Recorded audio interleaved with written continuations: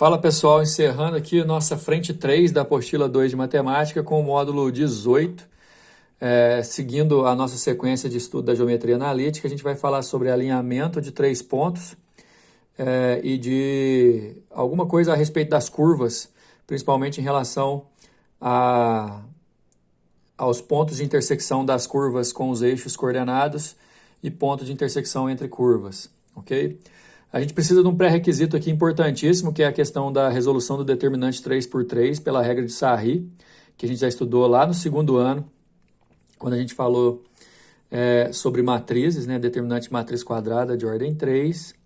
A gente vai precisar aqui também levar em consideração algumas situações, porque aqui fala de alinhamento de 3 pontos, mas eu gostaria de dizer o seguinte, que por um ponto você sempre consegue passar infinitas retas.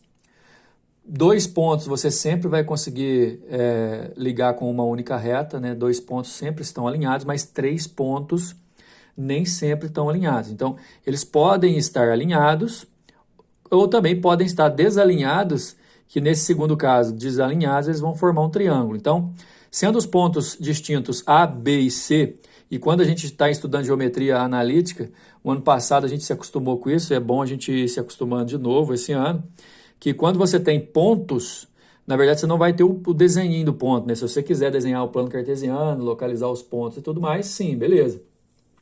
Mas dados os pontos, significa que você tem as coordenadas dele. A abscissa e ordenada do ponto A, a abscissa e ordenada do ponto B, a abscissa e ordenada do ponto C. Ou seja, eu tenho aqui as abscissas e ordenadas dos pontos, eu tenho as coordenadas dos pontos. Com essas coordenadas, eu posso analisar se esses pontos estão alinhados ou se esses pontos formam um triângulo. De qualquer maneira, nos dois casos, eu posso usar as duas condições, mas as duas vão trabalhar com o determinante de ordem 3, formado exatamente com as coordenadas desses 3 pontos, e essa terceira coluna aqui, que sempre vai ser formada por números 1. Então, repara o seguinte, como é que eu formo o determinante com 3 pontos?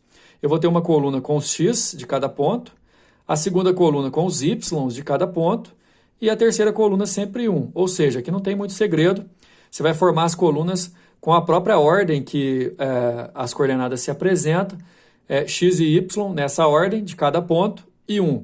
X e y 1, x e y 1 formando esse determinante. Lembra como é que calcula esse determinante? Você repete as duas primeiras colunas e faz as diagonais para a direita e depois as diagonais para a esquerda, trocando o sinal. A gente tem que lembrar como é que funciona isso daí. Dá uma olhada. Até o ano passado, pessoal, eu mostrei para vocês um jeito mais prático, que você não usa essa coluna de 1 aqui, você só trabalha com as coordenadas e repete essas duas primeiras aqui embaixo. Também funciona. Mas vamos cumprir o objetivo como a apostila de vocês está mandando. A gente tem que lembrar da regra de Sarry, que é pegar o determinante já pronto pelas coordenadas dos pontos e a terceira coluna formada por 1, repetir as duas primeiras colunas e fazer a diagonal aqui, ó.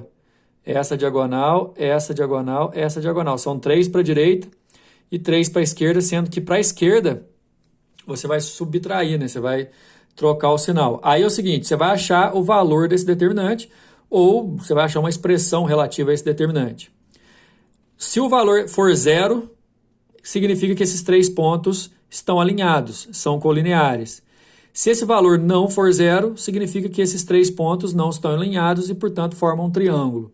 Ou, se o exercício falar que eles estão alinhados, você iguala o determinante a 0. Se falar que forma um triângulo, você não vai poder igualar o determinante a 0. Na verdade, você vai ter que igualar ao dobro da área desse nosso triângulo, até porque, quando você conclui pelo determinante, pelo valor não ser 0, que forma um triângulo, a área desse triângulo é o módulo desse determinante dividido por 2. Lembra que é módulo. Às vezes esse determinante aqui vai dar negativo, você vai pegar o módulo dele e dividir por 2, porque a gente não tem área negativa, obviamente. Bom, curvas. Nesse caso, você tem um desenho de uma curva genérica.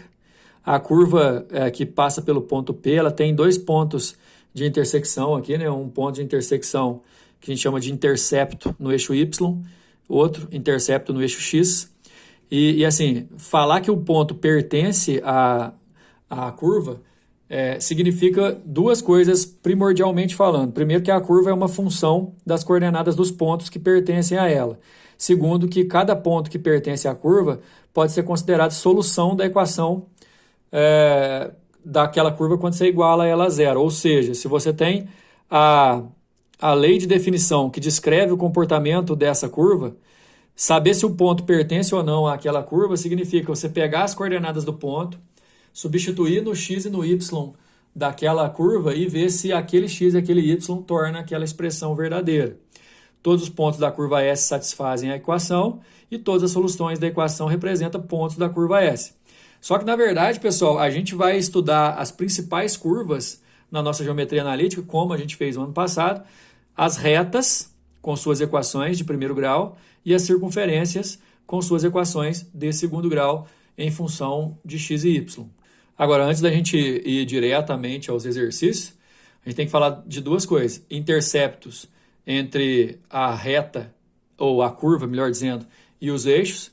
Né? Se você quer saber o intercepto no eixo x, você faz y igual a zero, que aí você vai achar esse ponto aqui. Ó. Todo ponto pertencente ao eixo x, o y é zero, portanto, se você tem a expressão que representa a curva, ou a reta, tanto faz. Se você colocar y valendo zero, você vai achar onde ela corta o eixo x. Se você fizer o contrário, colocar x igual a zero, você vai achar onde ela corta o eixo y. Substituindo qualquer par ordenado na curva e dando zero, significa que faz parte da curva. Né? Então, assim, o ponto A é o intercepto com o eixo x, xa é zero. O ponto B é o intercepto com o eixo y, 0 e yb. Nos dois casos, você sempre vai colocar alguma coisa igual a zero. No eixo x, você zera o y. No eixo y, você zera o x. E em ambos os casos, você iguala a expressão toda a zero. Pessoal, nós vamos ter a possibilidade também de estudar a intersecção entre as curvas. E basicamente, assim, a gente, como eu sempre digo em geometria analítica, quando a gente fala dos entes geométricos na geometria analítica, o desenho pode até ajudar em alguma outra resolução, porém, a gente não vai se basear em desenhos. A gente vai se basear em dados algébricos. Uma reta ou uma circunferência, para nós, elas, na verdade, vão ser representadas por equações. E aí, se você quiser saber sobre a intersecção entre essas curvas, você vai pegar essas equações e montar um sistema. A solução desse sistema, ou as soluções desse sistema, vão me dar, ou vai me dar, se for uma só, o ponto de encontro dessas curvas. Assim, basicamente, né, você pode perceber que se essa curva S1 aqui, ó, ela tem a sua equação, essa curva S2 tem a sua equação também, em particular, mas o ponto P satisfaz as duas ao mesmo tempo, então o ponto P é solução do sistema formado pelas duas equações. Então, basta eu pegar as duas equações, colocar dentro do sistema. Se eu conseguir achar alguma solução, automaticamente eu comprovo que as curvas se cortam e qual ponto elas se cortam. Vamos lá continuar a nossa revisão pelo exercício. Número 1. O valor da área S do triângulo de vértices ABC no plano cartesiano, sendo A 6 e 8, B 2 e 2, C 8 e 4, é igual a... Bom, para começar, você já tem certeza que A, B e C não são colineares, porque o exercício está perguntando quanto que é a área do triângulo que eles formam. E aí o que a gente pode fazer? Pegar os três pontos e formar um determinante. Olha aqui, ó, ponto A 6 e 8, B 2 e 2, C 8 e 4. Lembra que a terceira coluna vai ser só 1 e 1. Aqui, essas duas hastes são do determinante e as duas hastes de fora são do módulo. A área está colocada aqui de forma direta na nossa resolução. O módulo do determinante dividido por 2 vai dar 14, a resposta é C. Só que eu mostrei aqui para vocês do lado como é que esse determinante foi montado e resolvido. O determinante é 6, 8, 1, 2, 2 e 1, 8, 4 e 1. É um determinante 3 por 3. Para resolver, a gente repete as duas primeiras colunas, ó. 6, 2, 8, 8, 2 e 4. E aí a gente vem para as diagonais, ó. Essa diagonal dá 12, 64 e 8. Sempre multiplicando os valores, ó. 12, 64 e 8. A volta você vai fazer a mesma coisa, multiplicando, só que trocando o sinal. Aqui dá 16, tá vendo? Só que menos 16. Multiplica aqui que vai dar 24, só que menos 24. Multiplica aqui que dá 16 outra vez, só que menos 16. Você somar todos os valores encontrados dá 28. A área é o módulo desse determinante dividido por 2. O módulo de 28 é 28 mesmo, por 2, 14, letra C. Número 2, pessoal. A área de um triângulo é de 4 unidades de superfície, sendo 2 de seus vértices os pontos A e B. Sabendo que o terceiro vértice se encontra sobre o eixo das abscissas, o vértice se encontra sobre o eixo das abscissas. Então, esse terceiro vértice, que eu vou chamar de C, as coordenadas dele são um x qualquer, que eu ainda não sei, e 0. Pode-se afirmar que suas coordenadas são. Tá vendo que todas as alternativas, o y vale 0, ó, confirmando o que a gente estava falando, porque pertence ao eixo das abscissas. E são duas, já vocês vão entender por quê. Olha só, o triângulo tem vértices A e B, que são dados, e o vértice C, o exercício não deu, inclusive ele está perguntando, mas ele dá uma dica boa. Se ele pertence ao eixo das abscissas, ele vai ser x e 0. Aí colocou Czinho aqui só para a gente fazer uma alusão que é o ponto C, pois o terceiro vértice encontra-se sobre o eixo das abscissas. Aí, galera, é o seguinte, se eu montar um determinante com esses 3 pontos, o módulo desse determinante dividido por 2 dá 4. E é assim que a gente vai fazer a resolução, dá uma olhada. Se o módulo do determinante formado pelos pontos e dividido por 2 dá 4, que é a área, lembra que para dar 4, o resultado em si pode ser 4 positivo ou 4 negativo, porque em módulo você vai pegar só o 4 mesmo. Então, o determinante dividido por 2 pode ser 4 ou menos 4. Aí o que eu vou fazer? Esse 2 pode ser multiplicado para o outro lado, aí dá mais ou menos 8. E o determinante, olha o que eu fiz, pessoal. Montei x e y de A, de B e de C, e a terceira coluna sempre 1. Aqui, já querendo resolver, repetir as duas primeiras colunas e vamos fazer as diagonais. Ó. Menos 4, C e 0. Depois, aqui dá menos 2C, só que está voltando, eu troco o sinal, mais 2C. Aqui vai dar 0.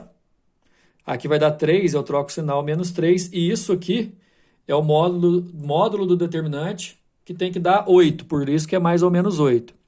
Fazendo tudo que tem que ser feito aqui, vai dar 3C menos 7, pode ser mais ou menos 8. Aí eu igualo a mais 8, que o C dá 5. Aí eu igualo a menos 8, que o C dá menos 1/3. Então, o ponto C pode ser menos 1/3 e 0. Pode ser 5 ou 0. Aí é a resposta da letra C. Número 3.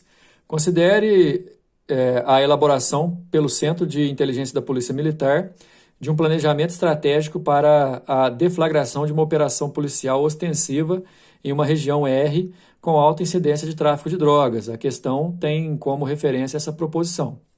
O mapa da região R foi representado em um sistema de coordenadas cartesianas ortogonais, no qual foram assinalados os pontos M, aí, ó, x e y, N, x e y, P, x e y do ponto P.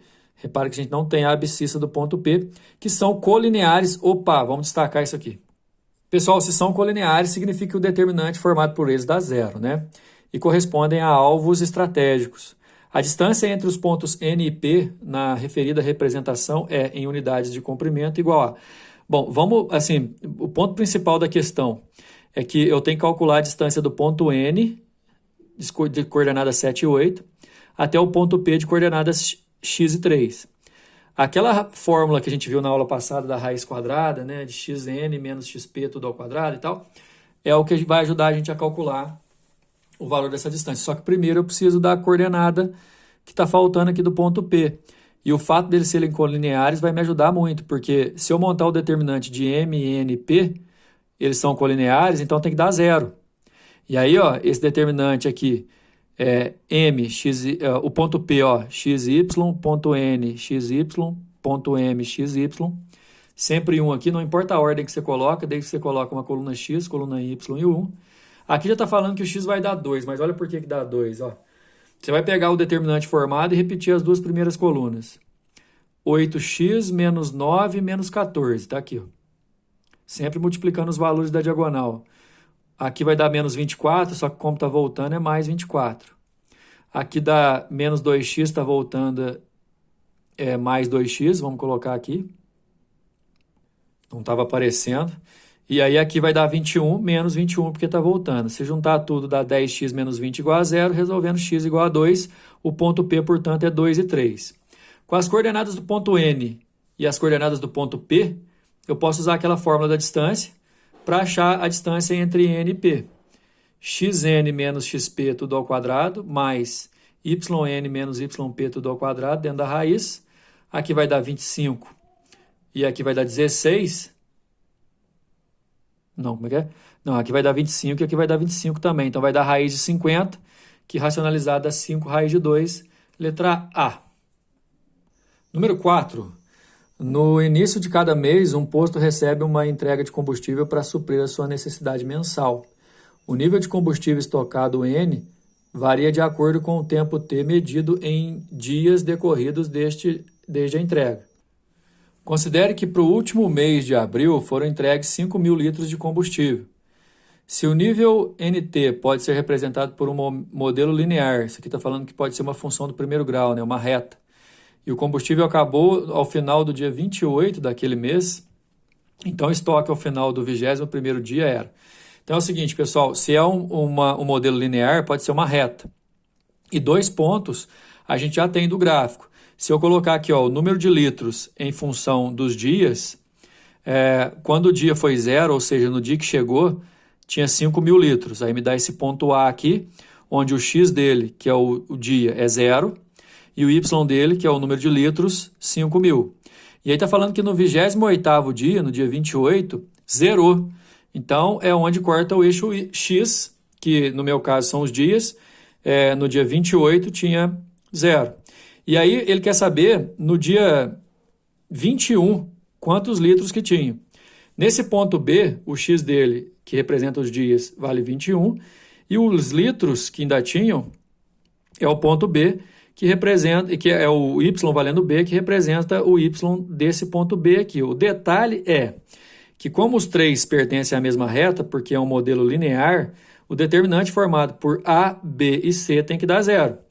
Aí, montando esse determinante, no ponto A, 0 e 5.000, no ponto B, 21 e B, no ponto C, 28 e 0, a terceira coluna sempre 1, você vai fazer o quê? Você vai repetir as duas primeiras colunas, você vai fazer as diagonais, vai fazer a volta, vai igualar a 0, achando uma equação com B, e o B vai dar 1.250, que é a letra D da nossa resposta. Assim a gente finaliza, na próxima aula a gente vai começar já a nossa apostila do caderno 3, beleza? Até a próxima.